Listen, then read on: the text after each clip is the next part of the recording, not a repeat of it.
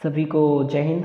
आज का वीडियो उन स्टूडेंट्स के लिए है जो एनसीसी ज्वाइन करना चाहते हैं 2023 में। अब जो एनसीसी में ज्वाइन होना चाहते हैं उन स्टूडेंट्स तक आज का वीडियो आप लोग ज़रूर शेयर करेंगे। और आज के वीडियो में हम लोग जानेंगे कि किस प्रकार के क्वेश्चंस आपके एनसीसी न्यू एडमिशन जो होता है उसका जो रिटन एग्ज़ाम लिया जाता है, छोटा सा टेस्ट, उसमें कौन कौन से प्रश्न आपसे पूछे जा सकते हैं और किस प्रकार के क्वेश्चंस पूछे जाते हैं, इन सभी क्वेश्चंस को डिस्कशन करेंगे। तो चलिए शुरू करते हैं। एनसीसी में भर्ती होने के लिए कुछ बेसिक नॉलेज आप लोगों से पूछे जाते हैं। आपका जो माइंड है उसको थोड़ा सा टेस्ट किया जाता है, जैसे कि एनसीसी बेसिक नॉलेज, एनसीसी से रिलेटेड कुछ नॉलेज पूछा जाता है, करेंट अफेयर से क्वेश्चंस पूछे जाते हैं, जनरल नॉलेज से भी प्रश्न पूछे जाते हैं, और साइंस से रिलेटेड, सोशल साइंस से रिलेटेड आप लोगों से कुछ छोटे छोटे क्वेश्चंस पूछे जाते हैं जो objective types, fill in the blanks और एक लाइन का लिखने वाला, इस प्रकार का टेस्ट लिया जाता है। तो चलिए देखते हैं किस प्रकार के प्रश्न पूछे जाते हैं। तो सबसे पहला प्रश्न बनता है आपके एनसीसी एग्ज़ाम के लिए कि एनसीसी का पूरा नाम क्या है। इस प्रकार का प्रश्न पूछा जाता है। वेरी इजी है, जैसे कि जो लोग एनसीसी कर रहे हैं उनको तो एक बार में पता होता है, लेकिन जो एनसीसी ज्वाइन करने वाले रहते हैं उन स्टूडेंट्स को नहीं पता होता। तो आप लोगों को बताना है एनसीसी का पूरा नाम क्या है। बोलेंगे तो राष्ट्रीय कैडेट कोर होता है, आप लोग इस प्रकार से लिख सकते हो, या इंग्लिश में लिखना चाहो तो नेशनल कैडेट कोर्प्स, इस प्रकार की स्पेलिंग लिखोगे। ठीक है फ्रेंड्स, फिर देखते हैं नेक्स्ट क्वेश्चन। तो नेक्स्ट क्वेश्चन आप लोगों से पूछा जाता है एनसीसी का मोटो क्या है। इस प्रकार से प्रश्न पूछे जाते हैं, एनसीसी का मोटो क्या है। आप लोगों को इस प्रकार का भी देखने को मिल सकता है एनसीसी का मोटो। तो आप लोगों को बताना है, या तो आप लोग एकता और अनुशासन लिखोगे, या फिर आप लोग यूनिटी एंड डिसिप्लिन, आप लोग चाहो तो दोनों में भी लिख सकते हो। ठीक है, तो एनसीसी का मोटो क्या है पूछेंगे तो आप लोगों को बताना है एकता और अनुशासन, यूनिटी एंड डिसिप्लिन, इंग्लिश में। ठीक है फ्रेंड्स, फिर देखते हैं नेक्स्ट प्रश्न। तो आप लोगों से जब आप लोग एनसीसी लेने जाते हो तो आपके जो एएनओज होते हैं, आपके जो एएनओ मतलब आपके जो स्कूल कॉलेज में जो एनसीसी प्रभारी होता है उन्हीं को एएनओ बोला जाता है। और या फिर जो आप लोगों को इनरोल करने आएंगे पीआई स्टाफ जो होते हैं, पीआई स्टाफ, वो आप लोगों को इनरोल करने आएंगे एनसीसी में, उनके द्वारा भी ये मोस्ट टाइम पूछा ही जाता है किसी स्टूडेंट से कि आप एनसीसी क्यों लेना चाहते हो। इसके जवाब के लिए आप लोग किन किन पॉइंट्स का उपयोग कर सकते हो। तो सबसे पहले आप लोगों को बताना है कि हमें देश की सेवा करने का मौका मिलता है, बताओगे। सेना भर्ती प्रक्रिया में छूट मिलती है, ये बताओगे। हमें अनुशासन में रहना सिखाया जाता है और समय के पाबंद रहते हुए कठिन परिस्थितियों का सामना करना सिखाया जाता है। देखो कितना अच्छा अच्छा पॉइंट है। आप लोग चाहो तो इससे एडिशनल चीज़ें भी अपने मन से बता सकते हो कि आप लोग एनसीसी क्यों लेना चाहते हो। तो आप लोगों को बताना है 3 से 4 पॉइंट में। हमें देश की सेवा करने का मौका मिलता है, ये बताओगे। सेना भर्ती प्रक्रिया में छूट मिलती है, ये भी बताओगे। हमें अनुशासन में रहना सिखाया जाता है और समय का पाबंद रहते हुए कठिन परिस्थितियों का सामना करना सिखाया जाता है। तो ये बहुत इंपॉर्टेंट पॉइंट्स हैं जो आप लोग लिखने के लिए पूछेंगे तो आप लोग लिखोगे। आप लोगों से मौखिक पूछा जाएगा तो आप लोगों को बोल के बताना रहता है। ठीक है फ्रेंड्स, फिर देखते हैं अगला प्रश्न।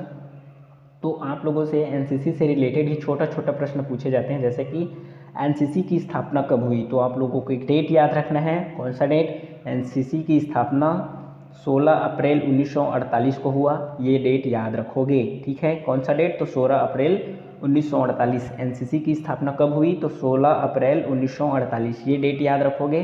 फिल इन द ब्लैंक्स में पूछ दिया जाता है। ठीक है फ्रेंड्स, फिर देखते हैं किसी संस्था में एनसीसी प्रभारी को क्या कहा जाता है। देखो वेरी इंटरेस्टिंग क्वेश्चन। जैसे कि मैंने अभी बताया, सपोज आप लोग स्कूल या कॉलेज में एनसीसी ज्वाइन होने जाते हो तो कोई एक टीचर या प्रोफेसर जो है वो एनसीसी का कार्यभार संभालते हैं, प्रभारी होता है एनसीसी का, उसको क्या बोला जाता है? तो उनको बोला जाता है एएनओ। क्या बोलोगे? एएनओ। ए से क्या हो जाएगा? तो आपका एसोसिएट, एन से हो जाता है एनसीसी और ओ से हो जाता है ऑफिसर, एसोसिएट एनसीसी ऑफिसर। क्या बोलोगे? एसोसिएट एनसीसी ऑफिसर, ध्यान रखना से। तो आप लोगों को बताना है किसी संस्था में एनसीसी प्रभारी को एएनओ कहा जाता है, जिसका फुल फॉर्म होता है एसोसिएट एनसीसी ऑफिसर। उसके बाद देखते हैं नेक्स्ट क्वेश्चन। तो एनसीसी के हेड कौन होते हैं? देखो एनसीसी है तो उसका कोई तो हेड होगा, ये आपके माइंड में आता होगा। तो एनसीसी के हेड कौन होते हैं? एनसीसी के हेड कौन होते हैं या एनसीसी के हेड होते हैं पूछेंगे आप लोगों से, तो आप लोगों को बताना है डीजी। क्या बोलोगे? DG, director general. उसके बाद देखते हैं और अगला प्रश्न। तो एनसीसी में शामिल हुए छात्र छात्रा को क्या कहा जाता है? देखो बहुत अच्छा प्रश्न है यहाँ पे। आप लोग जब एनसीसी में इनरोल होने जाते हो तो कुछ इसी प्रकार के प्रश्न आप लोगों से पूछा जाता है, जैसे कि एनसीसी में शामिल हुए छात्र छात्रा को क्या कहा जाता है। जैसे ही आप लोग एनसीसी नहीं करते हो, एक स्टूडेंट रहते हो, तो आप लोगों को स्टूडेंट यानी कि छात्र छात्रा कहा जाता है। उसके बाद आप लोग एनसीसी में इनरोल हो जाते हो, उसके बाद आप लोगों को जैसे स्कूल कॉलेज में स्टडी करते हो तो स्टूडेंट बोला जाता है, और आप लोग एनसीसी की स्टडी करते हो तो स्टूडेंट के साथ साथ आप लोगों को कैडेट कहा जाता है। क्या बोला जाता है? तो कैडेट। ठीक है, ध्यान रखना, एनसीसी कैडेट हो जाते हो आप लोग एनसीसी में इनरोल होने के बाद। तो एनसीसी में शामिल हुए छात्र छात्रा को क्या कहा जाता है? तो एनसीसी कैडेट बोलते हैं, कैडेट बोलते हैं, ध्यान रखना। उसके बाद है एनसीसी का मुख्यालय कहाँ स्थित है? तो एनसीसी से रिलेटेड कुछ बेसिक क्वेश्चंस जो इजी टाइप्स के हैं, एनसीसी का कुछ नॉलेज है कि नहीं, यही सब चीज़ परखने के लिए इस प्रकार के प्रश्न आप लोगों से पूछे जाते हैं। तो एनसीसी का मुख्यालय कहाँ स्थित है पूछा जाएगा आप लोगों से, तो आप लोगों को बताना है एनसीसी का मुख्यालय नई दिल्ली में स्थित है। उसके बाद देखते हैं प्रश्न, तो एनसीसी गान के रचयिता कौन है? तो सुदर्शन फकीर, ये है, आप लोगों को थोड़ा सा पढ़ लेना है। एनसीसी गान के रचयिता कौन है? तो एनसीसी सॉन्ग भी होता है, जब आप लोग एनसीसी में इनरोल हो जाते हो, परेड करते हो, उसके पश्चात या परेड के पहले आप लोगों से एनसीसी सॉन्ग गवाया जाता है, तो उसका जो रचयिता है वो कौन है? तो सुदर्शन फकीर है। उसके बाद है आर्मी का सबसे छोटा रैंक क्या होता है? आर्मी का सबसे छोटा रैंक सिपाही होता है, ध्यान रखना। ये आप लोग बेसिक जो जीके जीएस पढ़ते हो उसमें भी आप लोगों को इस प्रकार के प्रश्न देखने को मिलता है। आर्मी का सबसे छोटा रैंक तो सिपाही होता है, ध्यान रखना। उसके बाद और प्रश्न देखते हैं, तो भारतीय गणतंत्र दिवस कब मनाया जाता है? पूछा गया है भारतीय गणतंत्र दिवस, तो ये भी आप लोगों को पता होनी चाहिए कि 26 जनवरी को, पता ही है आप लोगों को, तो यही सब चीज़ वहाँ पे पूछे जाते हैं। उसके बाद है संविधान में मूल अधिकारों की संख्या कितनी है? तो ये भी आप लोग पढ़ते आ रहे हो अपनी स्कूल टाइम से, तो 6 है। तो इसी प्रकार के कुछ क्वेश्चंस आप लोगों से पूछे जाते हैं। संविधान में मूल अधिकारों की संख्या कितनी है? तो 6, और इसका प्रकार भी आप लोगों से पूछा जा सकता है, तो 6 प्रकार आप लोगों को पढ़ के जाना है या याद होगा आप लोगों को से। उसके बाद भारत में कुल कितने राज्य हैं? तो आप लोगों को बताना है भारत में 28 राज्य हैं, या आप लोगों को पता ही है ये चीज़ें, तो यही सब चीज़ आप लोगों से पूछा जाता है। आप लोग अभी इनरोल होने जा रहे हो, आप लोगों से बहुत ज़्यादा नॉलेज, गंभीर नॉलेज या हार्ड नॉलेज नहीं पूछा जाता है, ठीक है फ्रेंड्स। उसके बाद अंतरिक्ष में जाने वाले प्रथम भारतीय कौन थे? देखो इस प्रकार के जनरल नॉलेज हैं, तो जनरल नॉलेज पहले क्या पढ़े हम लोग, एनसीसी से रिलेटेड बेसिक नॉलेज हम लोग पढ़ें। उसके बाद कुछ जीके जीएस देख रहे हैं, इसमें पूछा जा रहा है कि भारतीय अंतरिक्ष में जाने वाले प्रथम भारतीय कौन थे? तो राकेश शर्मा, आप लोग नाम सुने होंगे। भारत अंतरिक्ष में जाने वाले प्रथम भारतीय कौन थे? तो राकेश शर्मा। उसके बाद देखते हैं और प्रश्न, तो विश्व पर्यावरण दिवस कब मनाया जाता है? विश्व पर्यावरण दिवस कब मनाया जाता है? तो ये मनाया जाता है 5 जून को। अब इससे रिलेटेड आप लोगों को एक चीज़ बताना चाहूँगा, जो इम्पोर्टेंट डेट्स हैं, जो आप लोगों को लगता है कि पूछा जा सकता है, वो चीज़ें आप लोगों को एडिशनल पढ़ के जाना है। इसके साथ ही साथ एक और क्लास लाऊंगा जिसमें आप लोगों को बताऊंगा कि और किस प्रकार के प्रश्न पूछे जा सकते हैं। तो यहाँ पे प्रश्न पूछा गया था विश्व पर्यावरण दिवस कब मनाया जाता है? तो 5 जून को। उसके बाद देखते हैं एनसीसी दिवस कब मनाया जाता है। देखो एनसीसी में इनरोल होने जा रहे हो तो एनसीसी से रिलेटेड बेसिक नॉलेज ही पूछा जाएगा बोला था। तो एनसीसी का फुल फॉर्म पूछे थे, एनसीसी प्रभारी को क्या बोला जाता है वो पूछे थे, एनसीसी की स्थापना कब हुई थी ये पूछे थे, एनसीसी के हेड कौन होते हैं ये पूछा था। अब यहाँ पे एनसीसी दिवस कब मनाया जाता है, तो आप लोगों को कोई पर्टिकुलर डेट याद नहीं रखना है, आप लोगों को ये बताना है नवंबर महीने के लास्ट रविवार को एनसीसी दिवस मनाया जाता है। कौन से महीने में? तो नवंबर महीने के लास्ट रविवार को एनसीसी दिवस मनाया जाता है, ये याद रखना। ठीक है फ्रेंड्स, नवंबर महीने के लास्ट रविवार को एनसीसी दिवस मनाया जाता है। उसके बाद देखते हैं नेक्स्ट प्रश्न, तो आर्मी दिवस कब मनाया जाता है। तो आर्मी दिवस आप लोग पढ़े होंगे 15 जनवरी, या आप लोगों को याद होगा कि आर्मी दिवस कब मनाया जाता है। इसके बाद देखते हैं, उसके बाद भारत की प्रथम महिला आईपीएस कौन है। भारत की प्रथम आईपीएस महिला कौन है, इस प्रकार के प्रश्न आप लोगों से पूछे जा सकते हैं। तो आप लोगों को बताना होगा किरण बेदी भारत की पहली आईपीएस महिला है। ठीक है, उसके बाद साइंस से कुछ प्रश्न पूछे जाते हैं जो आगे देखेंगे हम लोग। तो कुछ इस प्रकार के, ऐसा कौन सा तत्व है जो द्रव अवस्था में पाया जाता है। आप लोग 10th क्लास में पढ़े होंगे, 9th क्लास 10th क्लास से पढ़ते आ रहे हो कि ऐसा कौन सा तत्व है जो द्रव अवस्था में पाया जाता है। तो मरकरी, जिसको हम लोग पारा बोलते हैं, उसके बाद जल का पीएच मान, ये भी आप लोग 7th क्लास से पढ़ते आ रहे हो। तो इसी प्रकार के क्वेश्चंस आप लोगों से पूछे जाते हैं आपके एनसीसी न्यू एडमिशन के रिटन एग्ज़ाम में।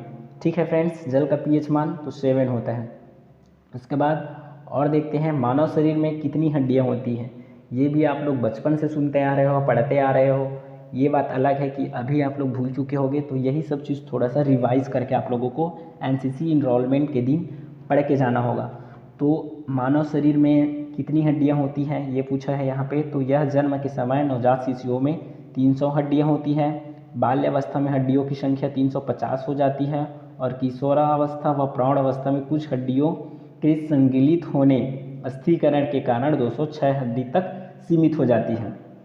तो कुछ इस प्रकार के आप लोगों को एक्यूरेट डाटा और पूरा आंसर बताना है। ठीक है, इस प्रकार से ये डाटा कैसे बताओगे। मानव शरीर में कितनी हड्डियां होती हैं बोलेंगे तो आप लोगों को बताना है 2 लाइन में कि यह जन्म के समय नवजात शिशुओं में 300 हड्डियां होती हैं, बाल्यावस्था में हड्डियों की संख्या 350 हो जाती है, और किशोरावस्था व प्रौढ़ावस्था में कुछ हड्डियों के संगलित होने, जिसको हम लोग अस्थिकरण बोलते हैं, के कारण 206 सीमित हो जाती है। ठीक है फ्रेंड्स, उसके बाद और देखते हैं। तो जनरल नॉलेज से कुछ प्रश्न आप लोगों से पूछे जाते हैं, जैसे कि भारतीय राष्ट्रीय ध्वज में कितने रंग होते हैं। तो आप लोगों को बताना है कि 3 रंग, खालिस्तान रंग होते हैं बोलेंगे तो सिर्फ 3 रंग लिखना है। नाम बोलेंगे तो आप लोगों को इस प्रकार का लिखना है। इसके अलावा और इसी से क्या पूछा जा सकता है कि ये किसका प्रतीक है, सफ़ेद किसका प्रतीक है, हरा किसका प्रतीक है, ये भी आप लोगों से आपके एग्ज़ाम में पूछे जा सकते हैं। उसके बाद भारत के मौलिक अधिकार लिखे हैं। देखो वहाँ पे हम लोग पढ़े थे कि 6 अधिकार हैं, तो कौन कौन से हैं वो आप लोगों को यहाँ पूछ ही दिया गया है। तो आप लोगों को बताना है स्वतंत्रता का अधिकार, समानता का अधिकार, शिक्षा का अधिकार, धर्मनिरपेक्षता का अधिकार, शोषण के विरुद्ध अधिकार, संवैधानिक उपचारों का अधिकार। तो ये है आप लोगों का 6 मौलिक अधिकार। उसके बाद और पढ़ते हैं प्रश्न। तो भारत के वर्तमान प्रधानमंत्री कौन हैं। देखो इस प्रकार से भी आप लोगों से प्रश्न पूछा जा सकता है, भारत के वर्तमान प्रधानमंत्री कौन है करके। इसके बाद भारत के वर्तमान राष्ट्रपति कौन हैं। तो श्रीमती द्रौपदी मुर्मू जी हैं, आप लोगों को याद होनी चाहिए ये चीज़ें। उसके बाद इस प्रकार के कुछ इजी क्वेश्चंस, बेसिक क्वेश्चंस आप लोगों से पूछे जाते हैं आपके एनसीसी इनरोलमेंट के एग्ज़ाम में। आई होप आज का क्लास आपके लिए इन्फॉर्मेटिव रहा, और आज का क्लास आप लोग किन तक शेयर करोगे, जितने भी आपके रिलेटिव्स हैं, आपके जूनियर्स हैं, स्कूल कॉलेज के फ्रेंड्स हैं, जिनके छोटे भाई बहन जो एनसीसी में इनरोलमेंट होना चाहते हैं, उन तक ये वीडियो शेयर करेंगे। ये मेरा छोटा सा रिक्वेस्ट रहेगा आप लोगों से। मिलते हैं नेक्स्ट इन्फॉर्मेटिव वीडियोज़ के साथ। जय हिंद।